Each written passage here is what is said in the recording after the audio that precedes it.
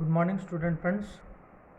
हमने पिछले वीडियो में रायदास के दोहों का अध्ययन किया था। अभी इस वीडियो में हमारे जो मध्यकालीन एक प्रमुख कवि हैं जो भूषण हैं, उनका हम अध्ययन करेंगे और उनके पदों के बारे में हम जानेंगे। तो मित्रों, भूषण जो रीतिकाल के एक ऐसे कवि हैं जिन्होंने तत्कालीन श्रृंगार काव्य को छोड़कर वीर काव्य की रचना की। इनका जन्म संवत 1670 में कानपुर जिले के तिकवामपुर गांव में हुआ था। भूषण के पिता का नाम रथिनाथ था, जो रत्नाकर के नाम से कविता भी करते थे। भूषण कान्यकुब्ज ब्राह्मण थे। आचार्य विश्वनाथ प्रसाद मिश्र के अनुसार इनका असली नाम घनश्याम है। भूषण अपना घर त्याग कर चित्रकूट नरेश हृदयराम सोलंकी के दरबार में पहुंचे। नरेश ने इनकी कवि प्रतिभा का सम्मान करते हुए इन्हें भूषण की उपाधि दी। इनका नाम क्या है, वास्तव नाम क्या होता है? घनश्याम होता है, मगर वो चित्रकूट नरेश के माने राजा के पास जाते हैं। राजा के पास जाने के बाद राजा इनको भूषण उपाधि से सम्मानित करते हैं। ये हमारे इस आज के जो कवि जो है रीतिकालीन प्रमुख कवि भूषण है। भूषण शिवाजी के समकालीन थे और उन्होंने शिवाजी का आश्रय ग्रहण किया। भूषण शिवाजी की वीरता एवं धैर्य से प्रभावित थे। उनकी कविता को सुन शिवाजी ने उन्हें राजकवि का सम्मान दिया। उन्होंने आश्रयदाताओं की चाटुकारिता को निंदनीय बताया। उन्हें प्रशंसा करना, जो अपने को आश्रय देने वाले राजा होते हैं, उनकी चाटुकारिता माने उनकी प्रशंसा करना सही बात नहीं, गलत, ऐसा इनका मानना है। शिवाजी उस समय राष्ट्रीय नेता के रूप में उभरे थे। उन्होंने औरंगजेब से उत्पीड़ित समस्त हिंदू मुसलमान जनता की रक्षा का भार उठाया था। भूषण ने अपने चरित्र नायक के लोक रक्षक भाव को सर्वोपरि रखा था। भूषण ने अपने काव्य में शिवाजी की वीरता का वर्णन करते हुए वीरता के चारों रूप, यानी वीरता के 4 प्रकार के रूप होते हैं। उनमें युद्धवीर, दयावीर, दानवीर और धर्मवीर, इन सभी का उन्होंने शिवाजी में वह प्रतिपादन करते हैं। उनके प्रसिद्ध ग्रंथ है शिवराज भूषण, शिवाबावनी, छत्रसाल दशक। इनके अलावा भूषण उल्लास, भूषण हजारा भी उपलब्ध है। इनकी सभी रचनाएं मुक्तक हैं। उनकी भाषा में ब्रज भाषा, प्राकृत, पंजाबी, अरबी, फारसी, खड़ी बोली आदि शब्दों का प्रयोग इनकी कविता में या जिसकी इनकी रचना में हम प्रचुर मात्रा में देख सकते हैं। तो आइए मित्रों, यहाँ पर उनके जो पद जो है उसका हम अध्ययन करेंगे। इंद्रजिमी जंब पर बाढ़व सुअंब पर।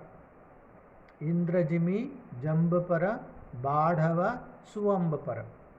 रावण सदंब पर रघुकुल राज है। रावण सदंब पर रघुकुल राज है। पौन बारीवार पर शंभु रतिवाह पर। पौन बारीवाह पर शंभु रति नाह पर। जो सहसा बाहु पर राम द्विजराज हैं। दावा द्रुमदंड पर चीता मृगझुंड पर। भूषण वितंड पर जैसे मृगराज हैं। तेजतम अंश पर कानजिमी कंस पर। जो म्लेच्छ वंश पर शेर शिवराज हैं। साजी चतुरंग सैन अंग में उमंग धरी, सरजा शिवाजी जंग जीतन चलत है। सरजा माने छत्रपति शिवाजी जो है जंग जीतन चलत है, जंग जीतने के लिए जा रहा है। भूषण भनत नाद बिहद नगारद के, नदी नद मद गौरन गौबरन गैबरन के रलन थे। ऐल फैल खैल भैल कलक में गैल गैल, जगन की ठैल पैल सैल उसलत है। तारा सो तरनी धूरी धारा में लगत, जिमी थारा लगत तारा सो तरनी धूरी धारा में लगत, जिमी धारा पर पारा पारा बार यूं हालत है। अभी इन दो पदों के बारे में उनका सारांश क्या होता है या जिसकी व्याख्या किस प्रकार की होती है उसे हम देखेंगे। तो इस पहला पद जो होता है इसमें भूषण वीर रस के कवि हैं। पहला पद में उसका जो उसकी व्याख्या क्या होती है उसे हम देखेंगे। भूषण वीर रस के कवि हैं, उनकी कविता में ओज है, तेज है, कांति तेजस। उनके काव्य में यह आवेग सामाजिक जीवन का परिणाम है। युद्ध और आक्रमण उनके छंद में आवेग और अनुभूति की एकता है। वे शिवाजी के शौर्य बादलों का वर्णन इस पद में करते हैं। जिस प्रकार इंद्र का बादलों पर बड़वानल यानी समुद्र की आग पर और समुद्र के जल का अधिकार रहता है, यानी जिस प्रकार समुद्र का बादलों पर अधिकार रहता है, बड़वानल यानी समुद्र की आग पर अधिकार रहता है, वैसे ही अहंकारी रावण पर राम ने विजय प्राप्त किया। माने इंद्र बादलों पर जिस प्रकार विजय प्राप्त करते हैं और समुद्र पर आग जिस प्रकार विजय प्राप्त करता है, उसी तरह राम रावण पर विजय प्राप्त करते हैं। भूषण यह बताना चाहते हैं कि जो शूरवीर होता है वह सहजी अहंकारी को अपने वश में कर लेता है। जो शूरवीर होता है वह सहज माने नेचुरली स्वाभाविक रूप से जो अहंकारी आदमी होता है, अहंकारी आदमी को अपने वश में करता, अपने कंट्रोल में करता है। इसी क्रम में वे आगे कहते हैं, जिस प्रकार शिव शंभु ने कामदेव को अपनी तीसरी आंख से भस्म किया, उसी प्रकार राजा राम ने अपनी वीरता से सहस्र बाहु राक्षस का वध किया। माने जिस प्रकार यहाँ पर शिव जो कामदेव को अपनी तीसरी आंख खोल करके उसको भस्म कर देते हैं, उसी तरह राम अपनी वीरता के अनुसार सहस्त्रबाहु नामक जो राक्षस जो होते हैं उसका उन्होंने वध किया।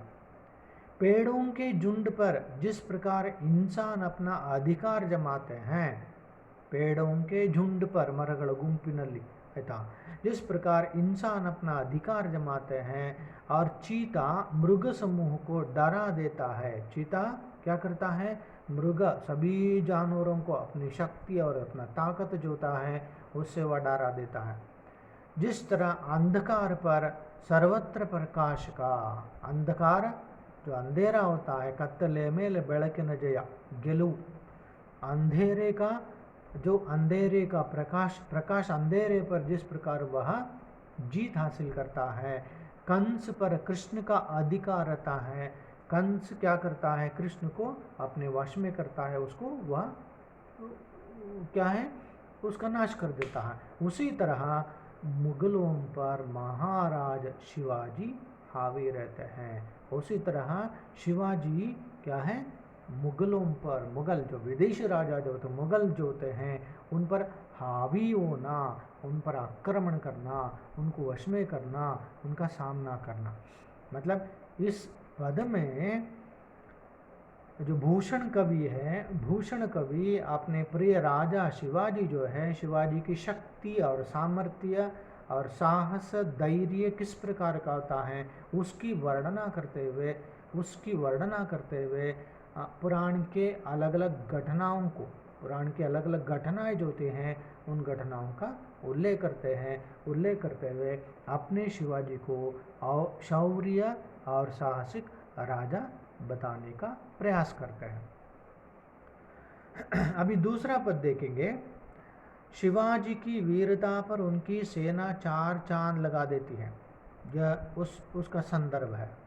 उन्हें इस पद में क्या क्या बताना चाहते हैं उसका संदर्भ है। वे जितने बलशाली हैं उनकी सेना भी तेज। शिवाजी की सेना का वर्णन करते हुए भूषण इस पद में कहते हैं कि शिवाजी की सेना चतुरंग सेना है। चतुरंगिणी सेना जो कहते हैं उस तरह की सेना शिवाजी की है। इसमें हाथी, महारथी, घुड़सवार और पैदल सेना सुसज्जित रूप में है। माने यह चतुरंगिणी सेना माने हाथी, महारथी, घुड़सवार और पैदल चारों, इनसे सुसज्जित सेना है।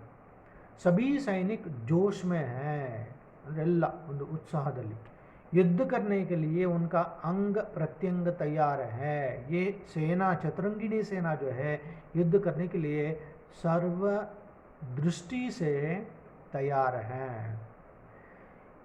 उन्हें प्रेरित करने के लिए चारों ओर नगाड़े बजाए जा रहे हैं। उन्हें वो जो युद्ध का माहौल, इस तरह का जो माहौल बनाया जा रहा है, चारों ओर नगाड़े बजाते, उस नगाड़े ध्वनि को सुनते हुए सेना जो उत्तेजित हो जाती है और उसमें का क्या है उत्साह भर जाता है।